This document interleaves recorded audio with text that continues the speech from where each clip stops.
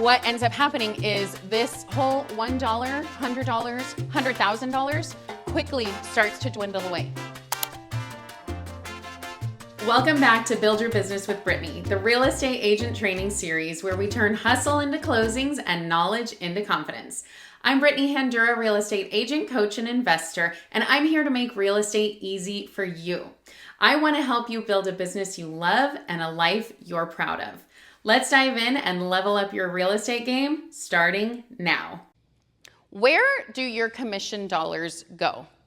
Now this actually, it's interesting because things have changed a little bit. This used to be a really good representation of our commission dollars, but that was back when it was like, oh, well, we're gonna get paid 6% and then we have to give 3% to the other side.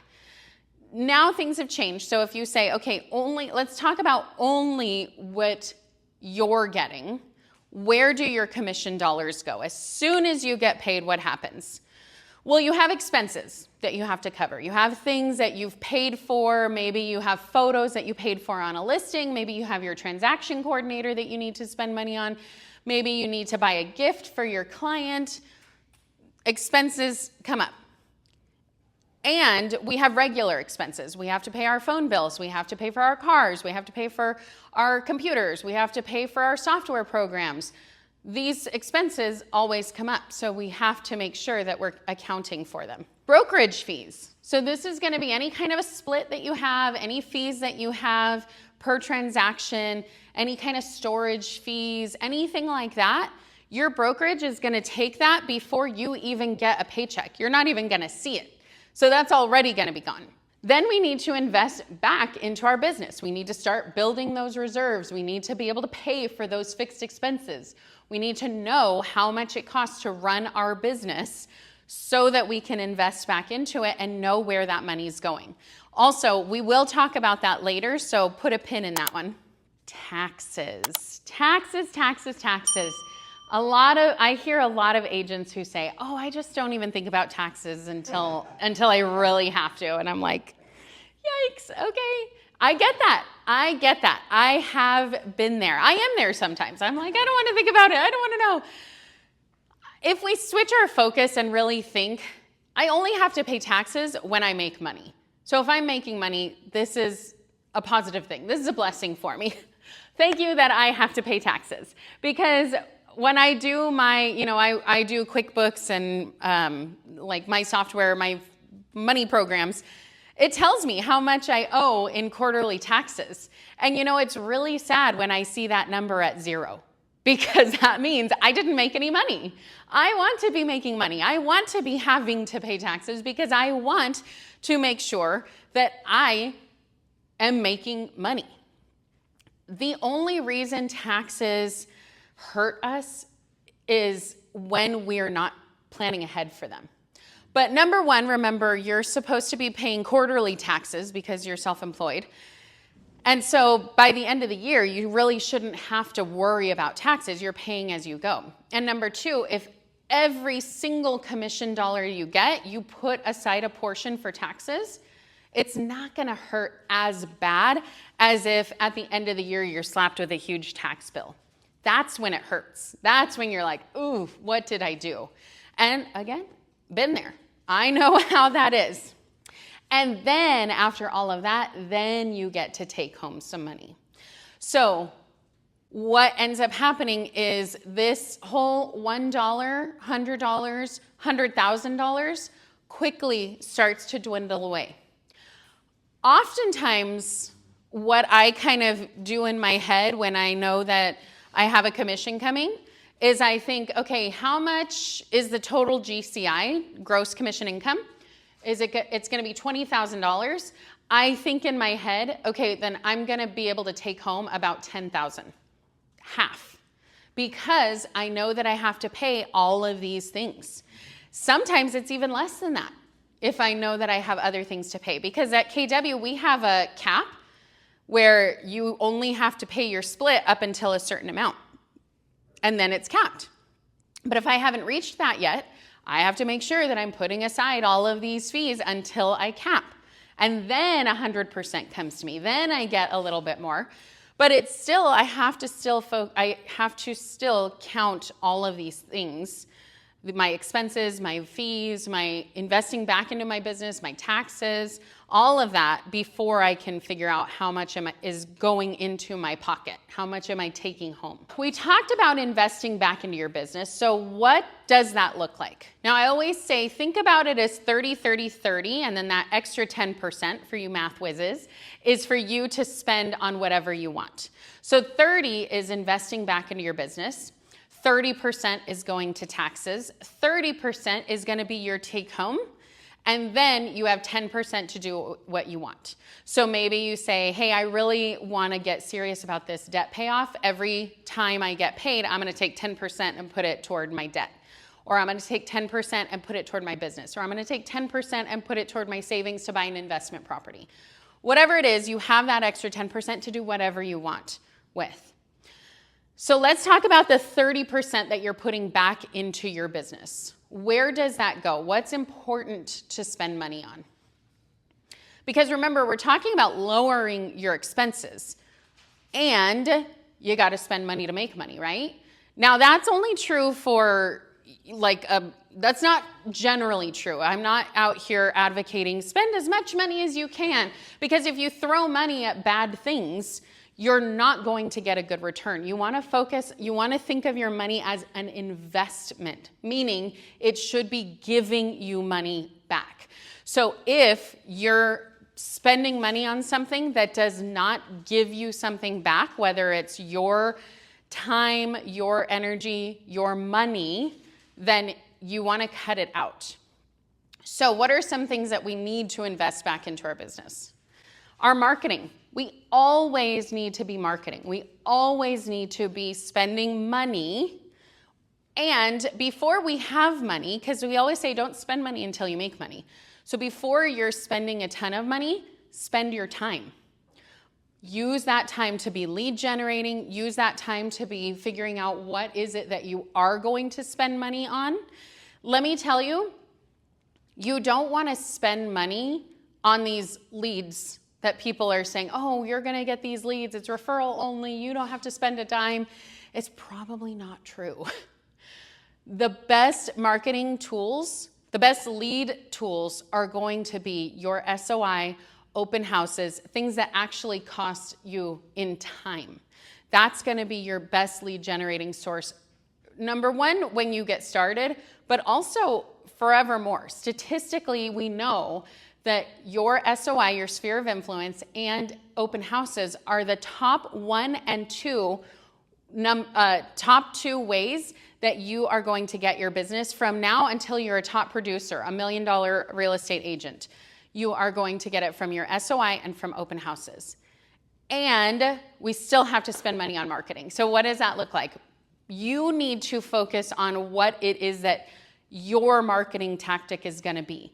Focus on one or two things. Don't go super broad. So some general ideas that you would say would be maybe you do postcards in a farm area. So maybe you're doing farming, which is a geographic area that you've said, I am going to be the mayor of this neighborhood.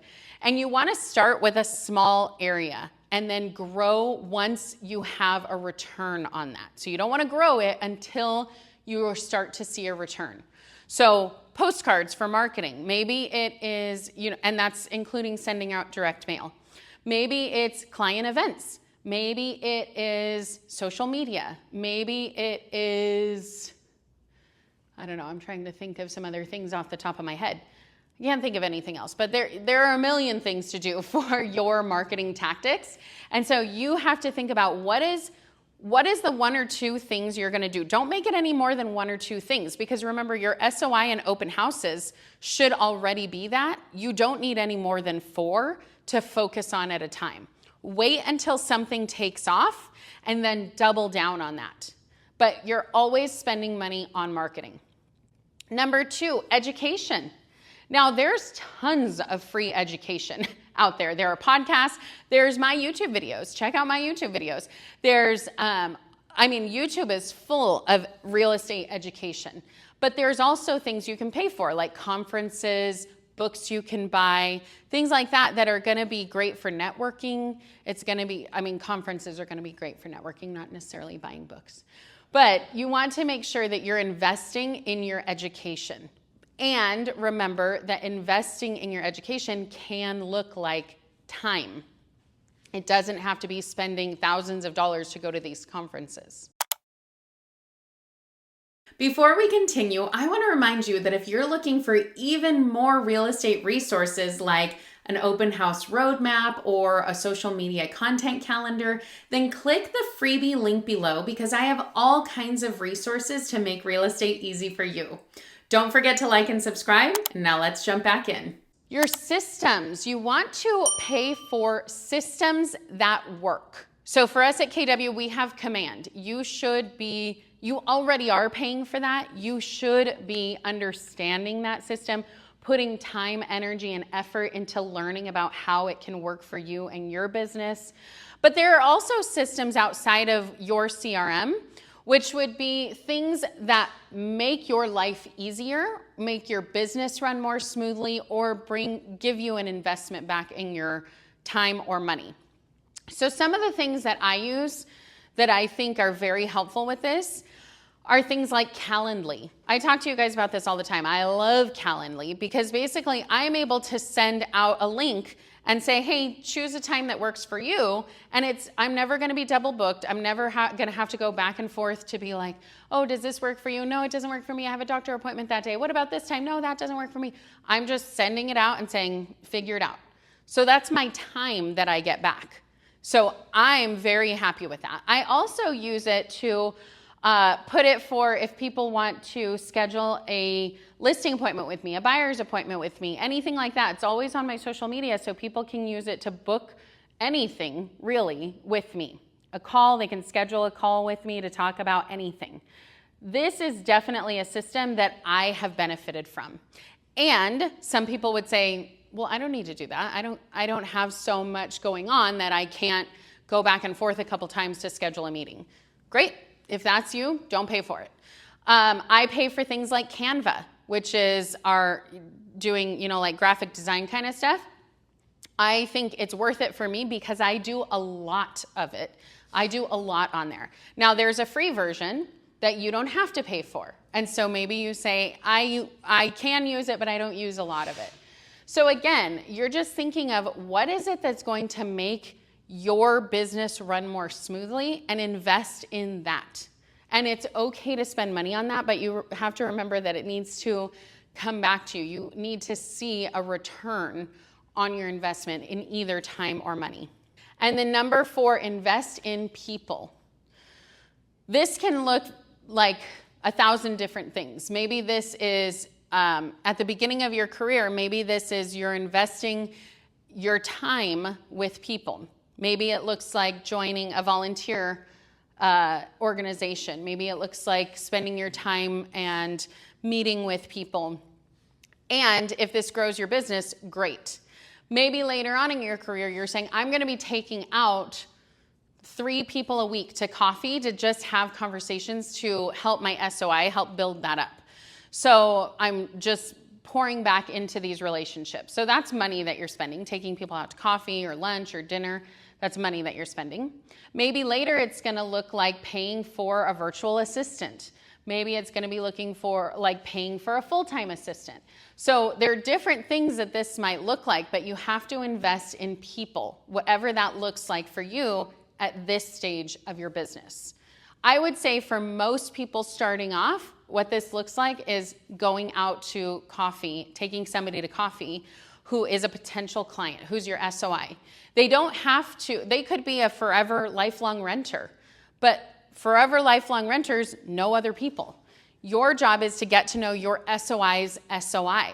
And so you want to make sure that you're the first person that they think of when they hear of somebody who is needing to buy a house.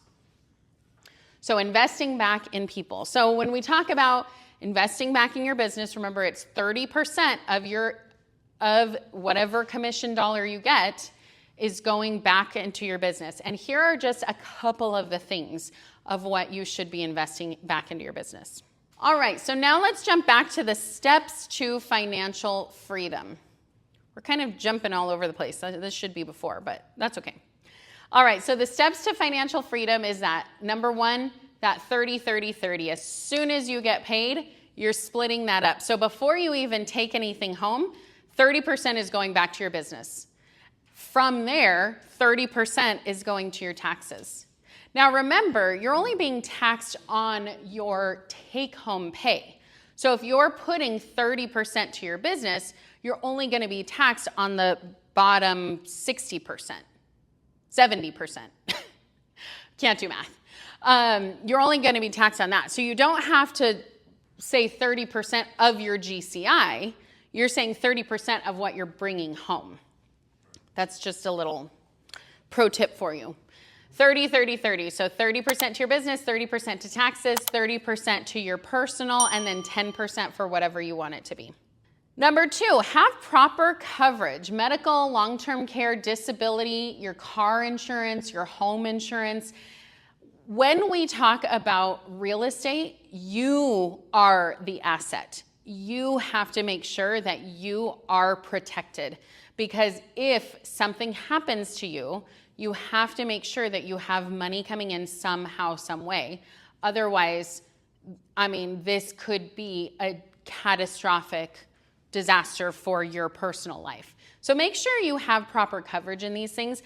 A lot of times I hear people go without proper health insurance or that kind of coverage just because they're like, oh, it's so expensive and I have to pay for it out of pocket and all that.